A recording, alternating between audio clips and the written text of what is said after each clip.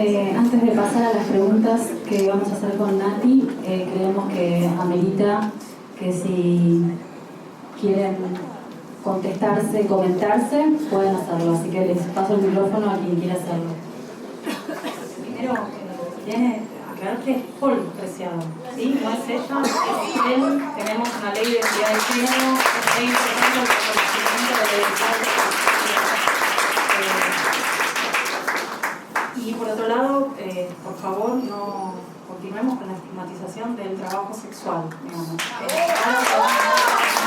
Teóricas, políticas, éticas, pero de mínima, aclarar que el nombre y la identidad de la persona a la que te referís no es la que vos estás violentamente asignando, ¿no? Eso, ahora si quieren, seguimos, pero que pueden decir. Bueno, sí. Los textos que yo he leído han sido firmados por Beatriz Preciado. La pornotopía ha sido firmada por Beatriz Preciado, ella cambió su nombre después y firma Paul P. Larga Preciado. De modo que no creo que exista ninguna violencia en usar los dos nombres como yo lo he usado. Me parece que en ese sentido, si abrimos la posibilidad de un debate democrático, tenemos que permitir las diferencias y no, crear una especie de compulsión que obligue al otro a utilizar el lenguaje que a cada uno le parece más adecuado. Yo creo que él, yo no tengo ninguna objeción frente a su opción transexual, es una elección, biográfica, un desenlace biográfico. Tengo sí una severa objeción frente a su endiosamiento de la masculinidad, a su deseo, de degradar, dominar y denigrar a su partener erótico, y me parece que esa es una posición, política y erótica reprobable. Quiero aprovechar esta mesa para que los que son tan críticos del psicoanálisis adviertan que no hay un solo psicoanálisis, ¿no? Digo, nada que ver mi posición con la de Irene, y me parece que es un buen momento para que cuando arrasan con el psicoanálisis como si fuera uno solo, sin pescar que hay distinciones, incluso adentro de esa gran bolsa que se llama lacanismo. ¿Sí? Digo, seamos así como no hay un solo feminismo, no hay un solo psicoanálisis, y se está mostrando en acto.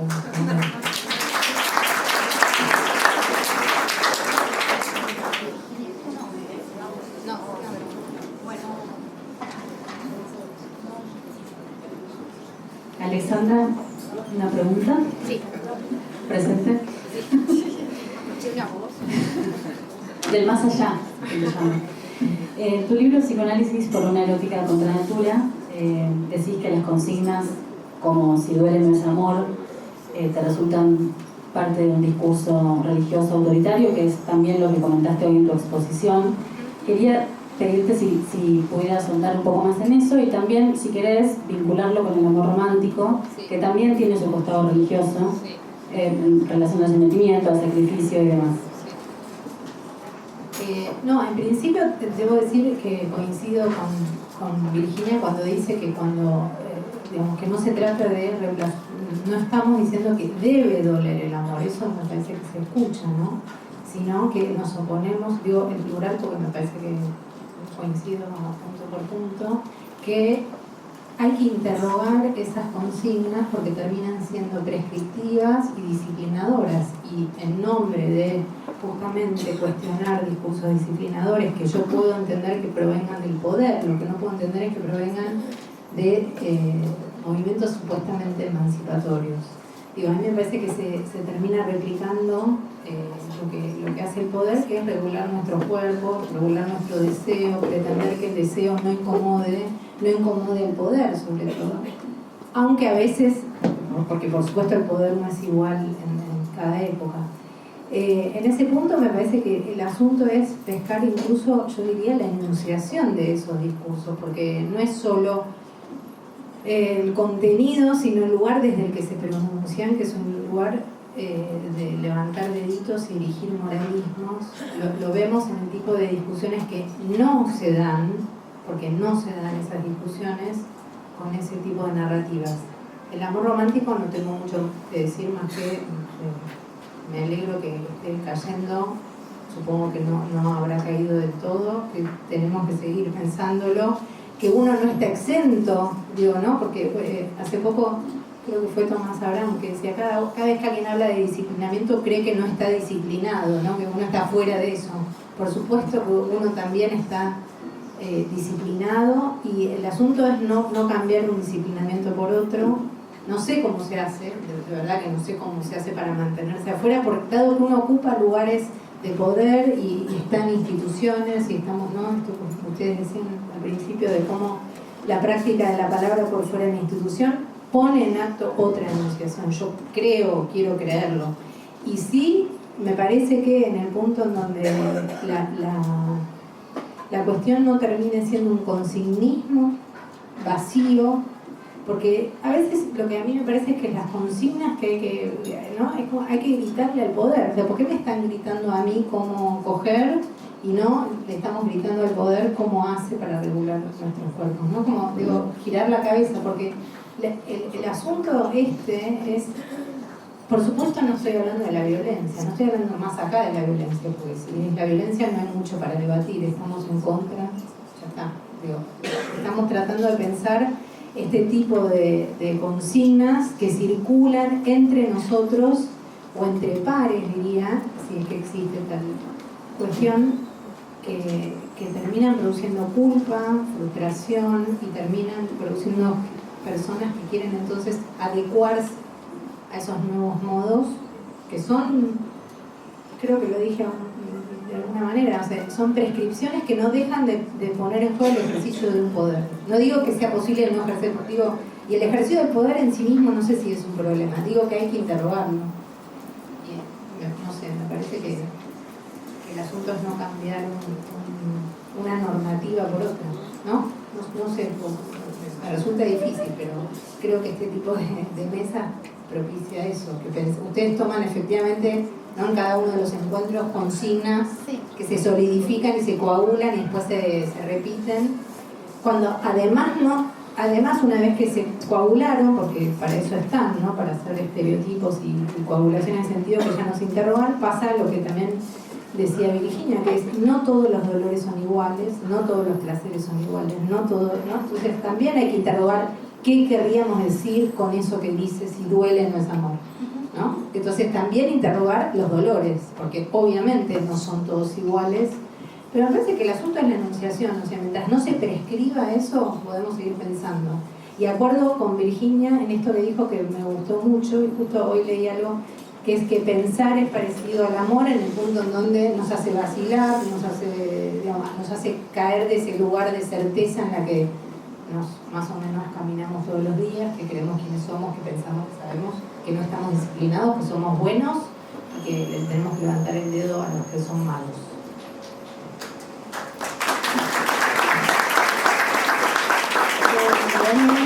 Virginia, ¿quieren agregar algo a esto que dice Alexandra? Sí, yo quería decir que respecto de la prostitución, yo no es que le falte respeto a las que vos llamás trabajadoras sexuales. Mi posición respecto de la prostitución es abolicionista. Es decir, yo no estoy de acuerdo con la práctica de la venta de sexualidad y considero que debe penalizarse al cliente. Esa es mi posición. Bueno, pero, ok, ¿y algo en relación a lo que dijo Alexandra?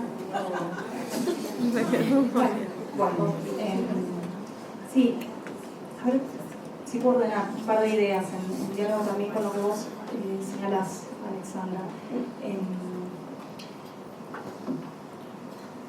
Está bueno pensar, escuchaba y tengo muchos acuerdos y algunos desacuerdos. Digamos, primero, ¿a quién va dirigida la consigna y a quién debería ir dirigida la consigna? La consigna es entre nosotras, entre nosotros. De hecho, hay algo muy interesante, por ejemplo, cuando invaden el espacio callejero, ¿no? No es que va dirigida al poder. También me preguntaba qué pensabas cuando decías el poder. Digo, bueno, debe estar pensando en las instituciones, en los poderes políticos, en una concepción más clásica del poder. Pero nosotros sabemos muy bien que las relaciones de poder son constitutivas de los vínculos, no está el poder allá y nosotros relacionándonos con nuestros vínculos sexoafectivos más allá de las lógicas del poder, ¿no? De hecho, es uno de los modos en los que se ejerce el poder. Yo soy Foucaultiana hasta la médula en este punto. Entonces el poder no es una cosa, digamos, el poder es vincular, ¿sí? Y efectivamente esa es, de hecho, lo que nos precipita es que hay ahí poder, en el buen y en el mal sentido, poder de conmoción, poder de creación, poder de ruina. Eso es bien, ¿no? Entonces, volviendo a esto de a quién va dirigida la frase, ¿no? ¿Dónde interpela? Yo algo traté de decir en ese texto que leía, que para mí discute claramente con un libreto del amor romántico. Imagínense que si en cada consigna callejera uno quisiera explayarse, tendríamos que pegar manualcitos, ¿no? Para tirar y decir, bueno, pero yo cuando digo amor, lo que estoy pensando es en el amor romántico. No me confundan, no es el sentido bartiano de son intervenciones, son interpelaciones. Claramente esa intervención para mí va dirigida al amor romántico, y en ese lugar me hago eco de mis compañeros cuando señalan que efectivamente el amor romántico nos hace daño, ¿sí? Y efectivamente me parece que el feminismo ahí ha contribuido mucho a una reflexión en torno a cómo esos discursos, esas prácticas en torno a la regulación del amor romántico, de la pareja, de la monogamia, efectivamente contribuyen a la precarización de nuestras existencias, a reforzar las jerarquías vinculares, a las simetrías de género, ¿sí? A la imposición de lugares asignados. Yo a eso me refería con que hay un libreto cultural, ¿sí? Nadie es muy libre cuando ama, ¿sí? Porque tenemos una pedagogía que es parte de nosotros. Honrar una concepción crítica para mí de eso implica reconocer que eso opera, ¿sí? Que somos hablados por esos discursos, somos hablados por esas prácticas, somos hablados por esas fantasías que, como vos señalás muy bien, no basta simplemente señalarlas para que dejen de operar y dejen de estar en nosotras, digamos, ¿no? Es un trabajo constante. Yo tampoco tengo la posta de cómo se hace. En todo caso pienso que debe de bancarse la incomodidad, ¿sí?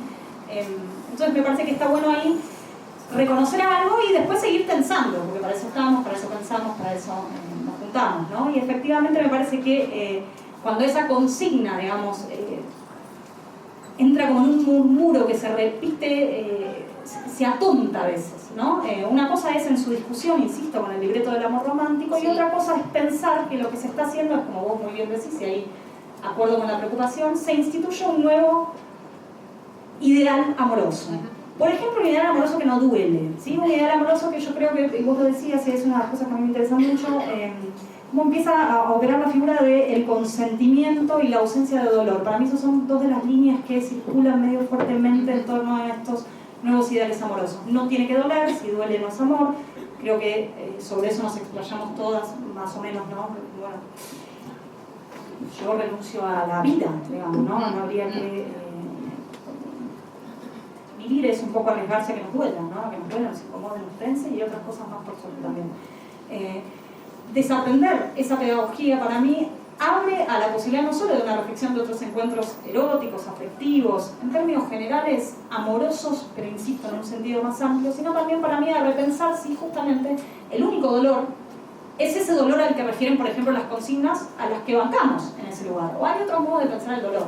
Me parece que ahí hay una apertura a justamente pluralizar los sentidos y comprender que evidentemente nadie está de acuerdo con, por ejemplo, propagar los dolores que nos producen los celos, que son un dispositivo y una pasión sumamente funcional a las lógicas securitarias en torno a las parejas heterosexuales, monógamos, no solo heterosexuales, también parejas de diversas composiciones. Y otra cosa nuevamente es pensar si lo que queremos es un vínculo que no duela. Y ahí yo acuerdo, vos hablabas de un capitalismo afectivo y en un momento mencionabas, bueno, es un poco lo que quiere el liberalismo, ¿no? Y es que una pueda proyectar, ¿no? La lógica del consentimiento para mí a veces funciona también con esa fantasía, la fantasía securitaria, ¿no? La fantasía de que puedo permanecer segura, si pacto, si te digo lo que voy a querer, si vos me decís. Y ahí, más allá de que para mí es imposible, ¿sí? Hay algo que deberíamos repreguntarnos, ¿no? Si justamente no le hacemos el juego a el discurso que propagan, entre otros, el macrismo, digamos, ¿no? Que tiene que ver con reasegurar el ego, reasegurar el yo, quedarte tranquilo y trabajar para tu familia, digamos, ¿no? Y en ese lugar uno diría, bueno, ¿para qué nos sirve seguir proliferando fantasías, ficciones y discursos de un amor que no duele y que lo único que hace es reforzar esa moral securitaria, reforzar la idea de que el yo tiene que mantenerse a resguardo y arruinar toda la experiencia hermosa que implica ese enchastre que es el encuentro con los otros, ¿no? Me parece que ahí hay algo que sí hay que recuperar, ¿sí? Insisto con el doble filo, los otros son ese doble filo, ¿sí? Y eso no es ni bueno ni malo, hay que desmoralizar incluso ese encuentro, ¿no? Y afrontar desde una perspectiva para mí un poco más abierta y plural, ¿qué sería que nos duela el amor, ¿no? O los amores.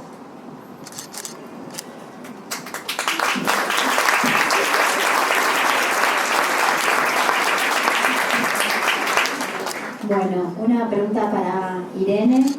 En uno de tus libros, en un texto, planteas que amor y dominación han ido casi siempre de la mano, deseo de poseer y controlar a quien se desea, ¿no?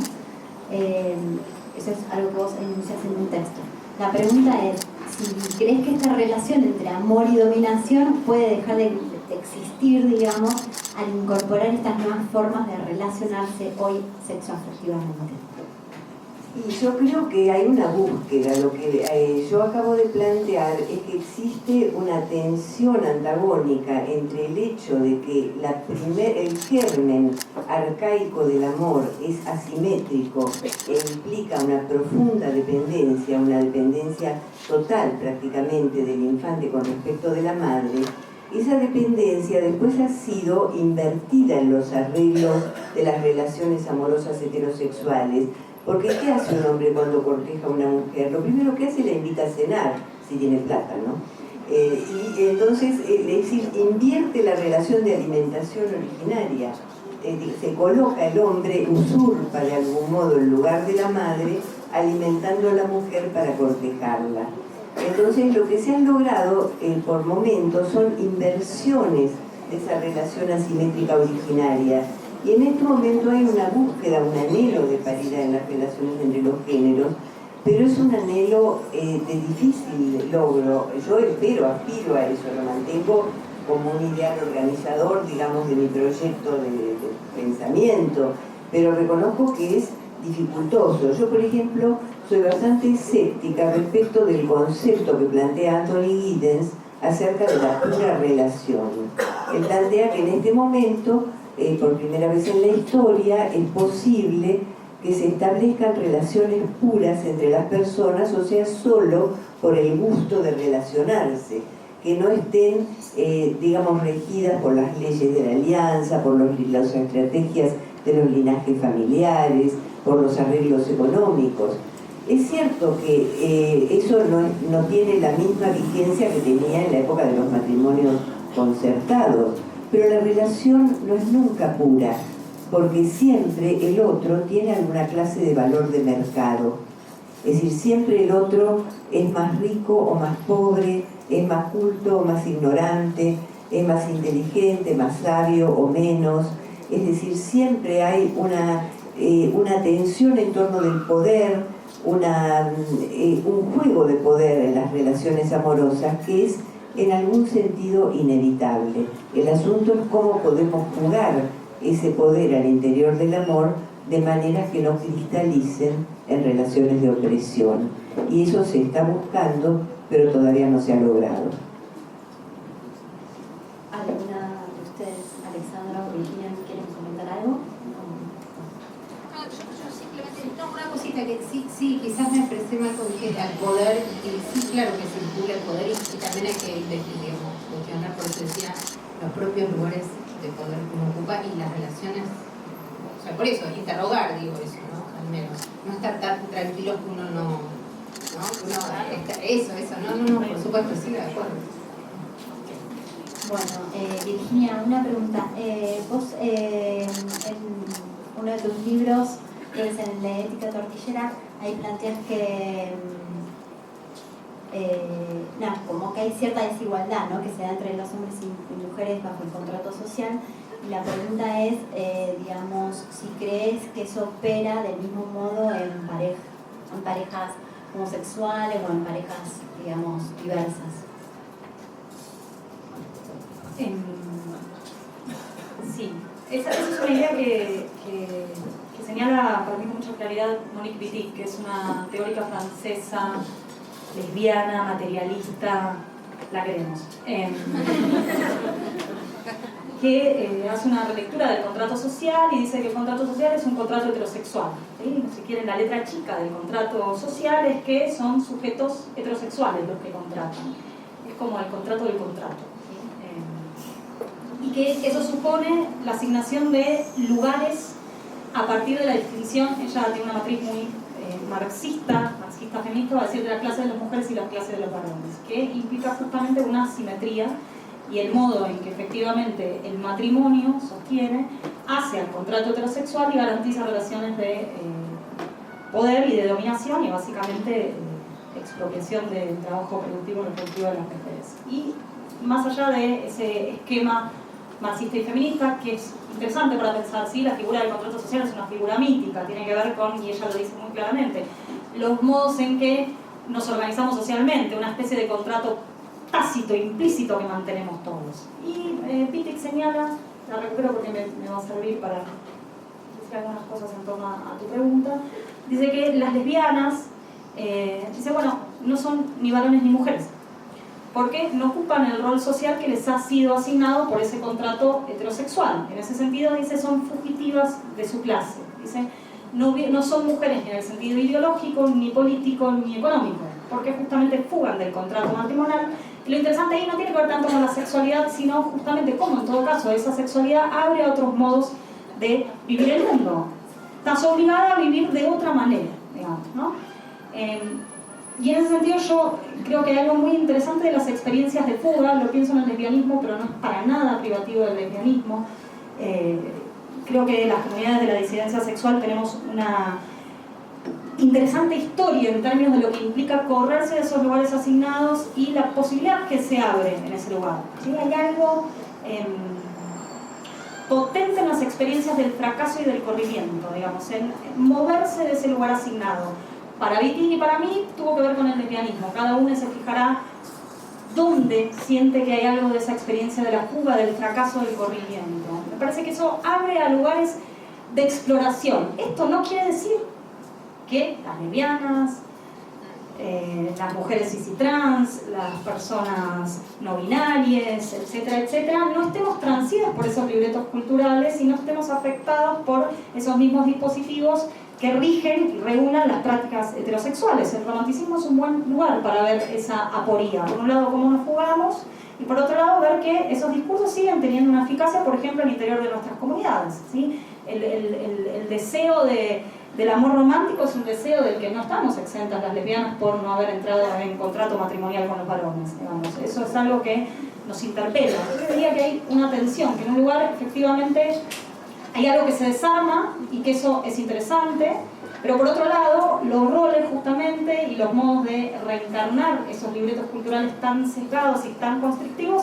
se reciclan todo el tiempo. Entonces yo diría que hay una tensión en ese lugar, sí, hay una potencia enorme, nuevamente insisto, en los lugares de fuga, de corrimiento, y por otro lado, pienso que las lógicas de dominación, de manipulación, de control, de nada, todo eso que nos baja el manual de la pedagogía patriarcal sigue operando muchas veces y que está bueno reconocerlo. Y ello, acuerdo con lo que vos decís, nadie tiene que sentirse salvado, digamos, nadie está exento de caer preso de esos disciplinamientos. Al contrario, de hecho yo creo que tendríamos que partir de ahí, recordar que estamos en este mundo, que somos interpelados por esos discursos, que desde chiquitos nos dijeron que lo que teníamos que hacer era encontrar la pareja, casarnos, tener hijos, y que eso, o enamorarnos de mínima, y que eso nos interpela, digamos, eso es memoria corporal y afectiva. Desarmar eso no es leer un libro, ojalá bastara con leer a Judith Butler o a Paul Preciado para darnos cuenta que hay que jugar de la monogamia y la heterosexualidad obligatoria. No hay manual que pueda con eso, ¿no? Y en todo caso yo reivindico los horizontes experienciales que se hablan desde la experiencia de la fuga. No es una decisión teórica, nadie elige que desea en ese sentido. Nos pasan cosas. A veces esas cosas que nos pasan son relativamente inesperadas o incluso están censuradas, forcluidas, reciben el carácter del objeto, etc. Bueno, hay que explorar ahí, pero no siendo inocentes, justamente. Nadie está exento, nadie está salvado, y hay que bancarse ahí, nuevamente, la incomodidad, ¿sí? No sé si Irene o Alexandra quieren comentar algo de lo que dijo Virginia o pasamos directo a las preguntas.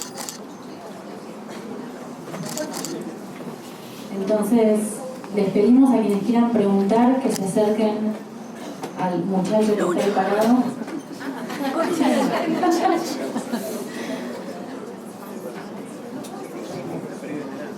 Si no llegan, Sí, dicen que si no llegan también podemos acercar algún micrófono o hablar en voz alta. ¿Hablas en voz alta o...? si no te acercas. No, que la verdad que quería hacer un repudio respecto de las intervenciones transfóbicas y lamento muchísimo haber sido educada y no haber interrumpido, y creo que todos deberíamos lamentarlo un montón. No aceptaríamos comentarios racistas, no aceptaríamos comentarios clasistas, y aceptamos comentarios transfóbicos, llamar con un nombre que no es el nombre de la persona que se está citando. La verdad es que lamento muchísimo que este espacio, yo incluida, hayamos aceptado eso, no lo hayamos intervenido y repudiado en el momento. Ahora me quedé muy enojada y no quiero preguntar nada sobre todo lo que huele el amor, porque huele muchísimo a la transfobia y el cisexismo.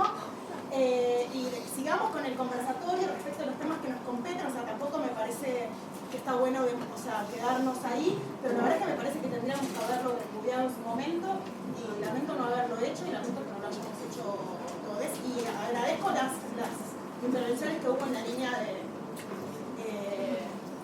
subsanar algo de eso que había sido hecho. Sí, quiero aclarar solamente que Virginia inmediatamente después... Obvio. Virginia, no, las dos. O sea, No, igual te banco que buenísimo. nos aguantamos El los público tiempos, no dijimos ¿no? nada, nos enojamos y no dijimos nada. Entonces eso me parece un garrón.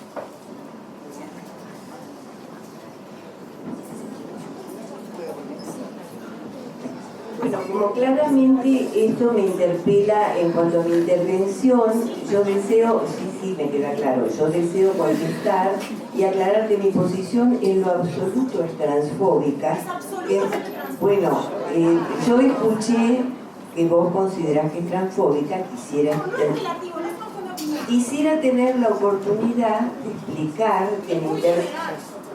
que mi posición no es transfóbica, sino que lo que me opongo es a que verdaderamente se transforme las prácticas sexuales, transexuales, en un modelo como en el manifiesto contrasexual, donde las prácticas heterosexuales o sexuales generales de la mayor parte de la población son de algún modo contradecidas y buscadas de deconstruir.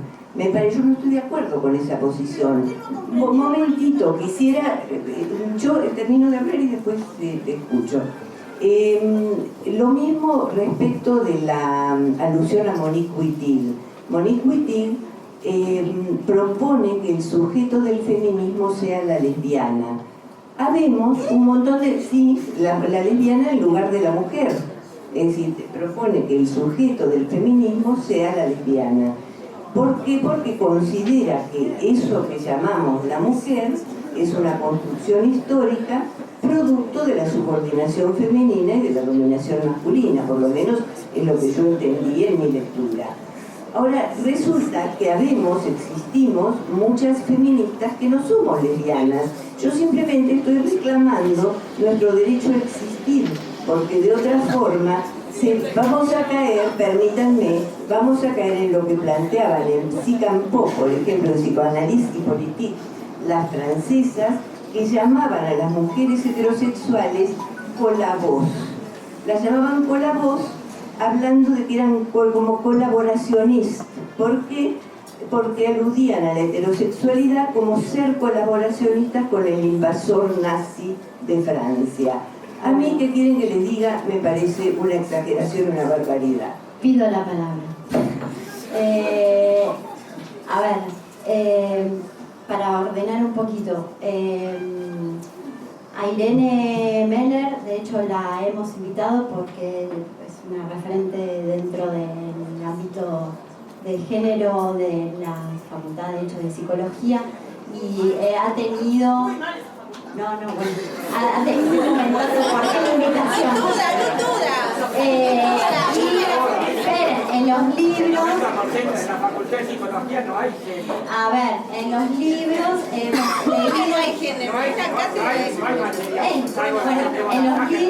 hemos leído algunos artículos de Irene y nos parecía que era importante que venga a debatir por el tema del amor romántico, que era el tema que hoy nos reúne, que es para lo que estamos acá y por lo que queremos conversar.